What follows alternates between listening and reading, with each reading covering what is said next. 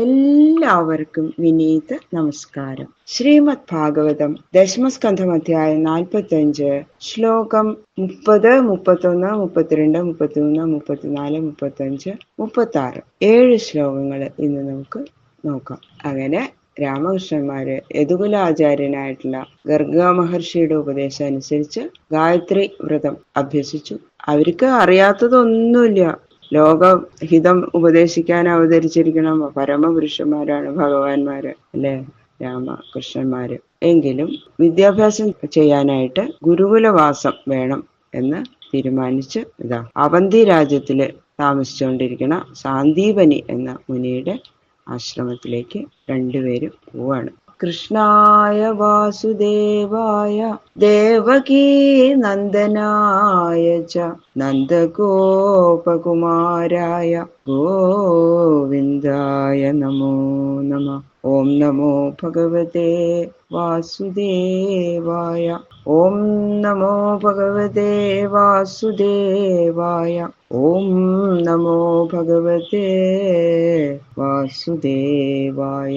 ശ്ലോകം 30-31. പ്രഭവൗ സർവവിദ്യാനാം സർവജ്ഞോ ജഗദീശ്വരോ നാന്യസിദ്ധാമലജ്ഞാനം ഗൂഹമാനോ നരേഹിതൈ അധോ ഗുരുകുലേ വാസമിച്ഛന്താ ഉപജഗ്മതു കാശ്യം സാന്ദീപനിം നാമ ഹ്യവന്തീപുരവാസിനം.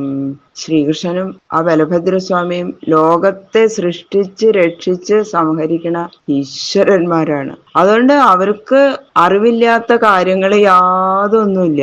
എല്ലാ വിദ്യകളും ഈ ഭഗവാന്മാരിൽ നിന്ന് പുറപ്പെടുന്നു അല്ലെ. എങ്കിലും തങ്ങളുടെ ആ സ്വതസിദ്ധമായിട്ടുള്ള പരമജ്ഞാനത്തെ പ്രകാശിപ്പിക്കാതെ അവര് സാധാരണ മനുഷ്യനാട്യത്തില് അവരുടെ സ്വതസിദ്ധമായിട്ടുള്ള ആ അറിവിനെയൊക്കെ മറച്ചു വെച്ചുകൊണ്ട് ഇരിക്കണം. അങ്ങനെ ലോകത്തിന് ഹിതം ഉപദേശിക്കാൻ അവതരിച്ചിരിക്കുന്ന ആ ഈശ്വരന്മാരായ ജ്യേഷ്ഠാനുജന്മാര് മനുഷ്യരുടെ ആ രീതി അനുസരിച്ച് വിദ്യാഭ്യാസം ചെയ്യാനായിട്ട് ഗുരുകുലവാസം ചെയ്ത് വിദ്യ അഭ്യസിക്കണമെന്ന് അവര് തന്നെയാണ് തീരുമാനിക്കുകയാണ്. അച്ഛനമ്മമാരും തീരുമാനിച്ചു. വസുദേവര് പ്രത്യേകം ആ സാന്ദീപനിയുടെ മഹർഷിയുടെ അടുത്ത് തന്നെ കൊണ്ടുപോയിട്ട് വിദ്യാഭ്യസിപ്പിക്കണം. സാന്ദീപനി മഹർഷി എല്ലാം തികഞ്ഞ ഗുരുവാണ് എന്ന പ്രസിദ്ധമാണ്. അതുകൊണ്ട് അദ്ദേഹത്തിന്റെ അടുത്തേക്ക് തന്നെ ഗുരുകുലവാസത്തിനായിട്ട് രണ്ടുപേര് കൊണ്ടുപോവാണ്. യഥോപസാദ്യ തൗ ദാന്തൗ ഗുരൗ വൃത്തിമനിന്ദിതാം ഗ്രാഹയന്താവുപേതൗ സ്മ ഭക്ത്യാ ദേവമിദാദൃതൗ. ഗുരുവിന്റെ സമീപത്തേക്ക് പോകുമ്പോ വെറും കൈയോടെ പോവാൻ പാടില്ല എന്ന് വേദത്തിൽ പോലും ഉപദേശിക്കുന്നുണ്ട്. ഗുരുവിനെ കാണാൻ പോകുമ്പോ, അച്ഛനമ്മമാരെ പ്രായമായവരെ കാണാൻ പോകുമ്പോ, എന്തെങ്കിലും ഈശ്വരന് ക്ഷേത്രത്തിൽ പോകുമ്പോ ഒക്കെ വെറും കൈയോടെ പോകാൻ പാടില്ല എന്നാണ് വേദശാസ്ത്രങ്ങളിലൊക്കെ പറയണത്. അപ്പൊ വേദകർത്താവായിട്ടുള്ള ഭഗവാൻ ആ ഉപദേശത്തെ സ്വന്തമായിട്ട് അനുഷ്ഠിച്ച് കാണിച്ചു കൊടുക്കണ്ടേ ലോകത്തിന്. അപ്പൊ ചമത എടുത്തുകൊണ്ടാണ് വളരെ വിനയത്തോടുകൂടി ആ ഗുരുവിന്റെ നേരെ കാട്ടേണ്ടതായിട്ടുള്ള, ഇങ്ങനെയാണ് ഗുരുവിനോട് ബഹുമാനം കാണിക്കേണ്ടത്. ചമത കയ്യിലെടുത്തുകൊണ്ടാണ് രണ്ടുപേരും സന്ദീപനിയുടെ ആശ്രമത്തിൽ എത്തിയത് എന്നത് പ്രത്യേകം പറയുന്നു. ഗുരുവിനെ ദൈവത്തെ പോലെ ഭക്തിയോടുകൂടി ആദരിച്ചുകൊണ്ട് രാമകൃഷ്ണന്മാർ ഗുരുസന്നിധിയിൽ പ്രവേശിച്ചു.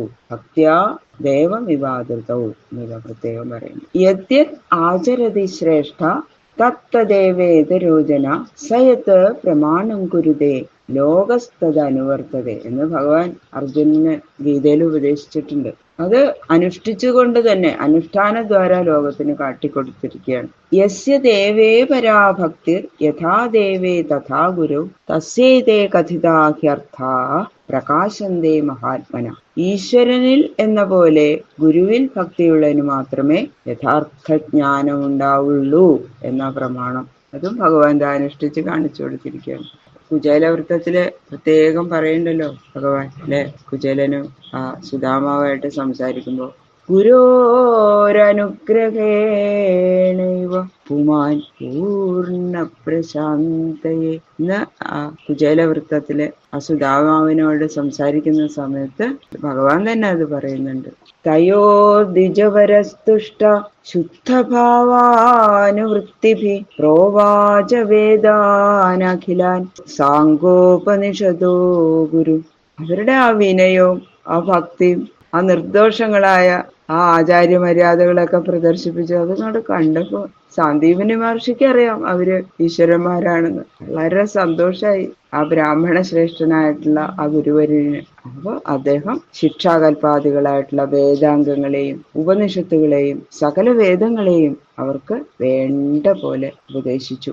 ശിക്ഷ, വ്യാകരണം, ഇതിന്റെയൊക്കെ അഭ്യാസം കൊണ്ട് മാത്രമേ വേദസിദ്ധാന്തം അറിയാൻ കഴിയുള്ളൂ. അതുകൊണ്ട് അവയെ വേദാംഗങ്ങൾ എന്നാണ് പറയുന്നത്. ആ വേദാംഗങ്ങളാണ് ആദ്യം ഉപദേശിച്ചത്. പിന്നെ 4 വേദങ്ങൾ പഠിപ്പിച്ചു. അതിനുശേഷം പരമരഹസ്യമായ ആത്മജ്ഞാനം പ്രകാശിപ്പിക്കുന്ന ഉപനിഷത്തുകളും ഉപദേശിച്ചു. പഠിപ്പിച്ചു എന്നല്ല അതിൽ പറഞ്ഞിരിക്കണം, പ്രോവാച. അതായത് ഗുരു ഒരൊറ്റ തവണ അങ്ങോട്ട് പറഞ്ഞു കൊടുത്താൽ മതി, അവർക്ക് അത് അപ്പോഴേക്കും അത് ബൈഹാർട്ടായി കഴിഞ്ഞു. 2 പേർക്കും. സർവജ്ഞനല്ലേ, സർവജ്ഞന്മാരായിട്ടുള്ള ആ ഭഗവാന്റെ മുമ്പില് താൻ പഠിച്ച ആ വേദാംഗാദികളെ സാന്ദീപനി മുനി ചൊല്ലി ഒപ്പിച്ചു, അത് ചൊല്ലിക്കൊടുത്തു എന്നർത്ഥം. ഒരു സംഗതി ഗുരു ഒരു തവണ ചൊല്ലിയാൽ അവര് 2 പേരും അപ്പൊ തന്നെ പഠിക്കും. അത് പഠിച്ചു എന്ന് ഗുരുവിനെ ബോധ്യപ്പെടുത്തും അവര്. അപ്പൊ എന്താ, ഇവരെ പഠിപ്പിക്കാൻ, ഞങ്ങളെ പഠിപ്പിക്കാൻ ഗുരുവിന് ക്ലേശം ഉണ്ടാവരുത് എന്ന് അതാണ് ഭഗവാൻ വിചാരിച്ചോ എന്ന് തോന്നും. അങ്ങനെയാണ് അവരുടെ. അതാണ്. അപ്പൊ ശിഷ്യന്മാര് ഇപ്പോ ഗുരു പഠിപ്പിക്കുകയാണെങ്കിൽ മനസ്സിലായില്ല വെച്ചാ ഗുരു പിന്നെയും പറഞ്ഞു കൊടുക്കേണ്ടി വരും അല്ലേ. അത് അദ്ദേഹത്തിന് ക്ലേശാവൂല. അങ്ങനെ ഒരു ക്ലേശം ഗുരുക്കന്മാർക്ക് ഉണ്ടാവരുത് എന്ന് ശിഷ്യന്മാര് ശ്രദ്ധിക്കണം എന്നും കൂടി ഇതാ കാണിക്കാൻ വേണ്ടിയിട്ടാണ്. ഗുരു ഉച്ചരിച്ചു കഴിഞ്ഞാൽ അത്രയും ശ്രദ്ധയോട് കൂടിയിട്ട് അവരത് മനസ്സിലാക്കും, അത് ഗുരുവിനെ ചൊല്ലി കേൾപ്പിക്കും. അങ്ങനെയാണ് ഒരു ശിഷ്യൻ വേണ്ടത് എന്ന് എല്ലാവർക്കും മനസ്സിലാക്കി കൊടുക്കണം ഭഗവാൻ. സരഹസ്യം ധനുർവേദം ധർമാൻ ന്യായപഥാൻസ്തഥാ തഥാ ച അന്വീക്ഷികേയം വിദ്യാം രാജനീതിം ച ഷഡ്വിധാം.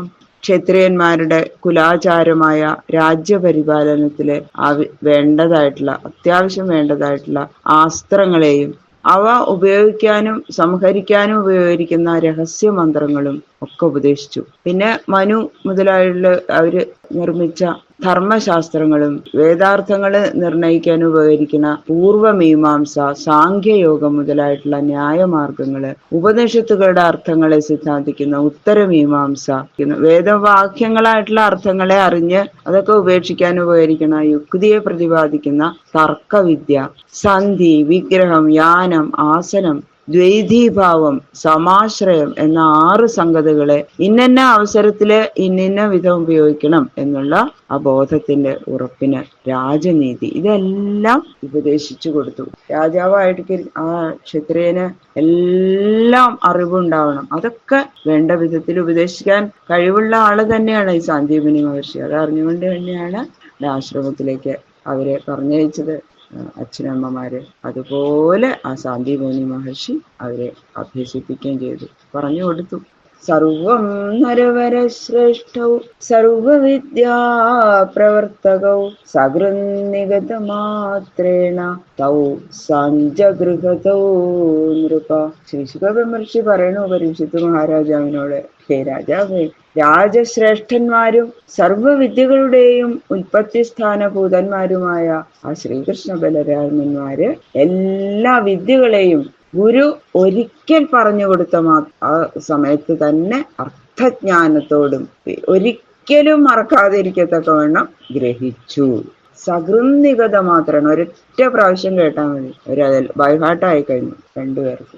അഹോരാത്രേ ചതുഷ്ഷ്ട്യ സംയത്തൗ താവതീ കലാഹ ഗുരുദക്ഷിണയാചാര്യം ഛന്ദയാമാസ ദുർനൃപ. അങ്ങനെ വേദാദി വിദ്യകളൊക്കെ പഠിച്ചു. പിന്നെ കൗതുക നിമിത്തം 64 കലകള് 64 ദിവസം കൊണ്ട് മനസ്സിരുത്തി പഠിച്ചു.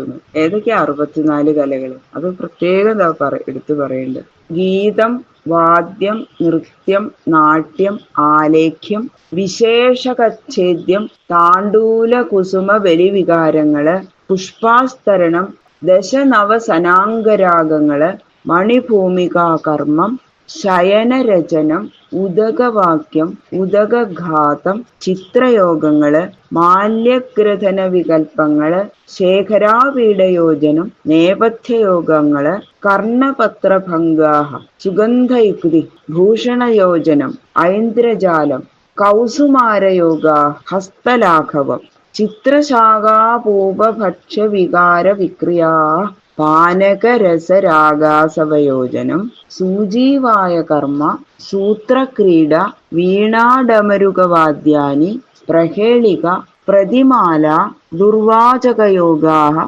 പുസ്തകവാചനം, നാടകാഖ്യായികാദർശനം, കാവ്യസമസ്യാപൂരണം, പട്ടികാവേത്രബാണവികൽപ്പാഃ, തർക്കകർമാണി, തക്ഷണം, വാസ്തുവിദ്യ, രൂപ്യരത്നപരീക്ഷ, ധാതുവാദ, മണിരാഗജ്ഞാനം, ആകാരജ്ഞാനം, വൃക്ഷായുർവേദയോഗാഃ, മേഷകുക്കുടലാവകയുദ്ധവിധി, ശുകസാരികാപ്രലാപനം, ഉത്സാദനം, ക്ലേശമാർജനകൗശലം, അക്ഷരമുഷ്ടികാകഥനം, മ്ലേച്ഛഭാഷാശാസ്ത്രഗതി, ദേശഭാഷാജ്ഞാനം, പുഷ്പശകടികാനിർമ്മിതിജ്ഞാനം, യന്ത്രമാതൃകാധാരണമാതൃക, സമ്പാച്യം, മാനസീകാവ്യക്രിയ, അഭിധാനകോശ, ഛന്ദോജ്ഞാനം, ക്രിയാവികൽപ്പാഃ, ചലിതകയോഗാഃ, വസ്ത്രഗോപനാനി, ദ്യൂതവിശേഷ, ആകർഷക്രീഡ, ബാലക്രീഡനകാനി,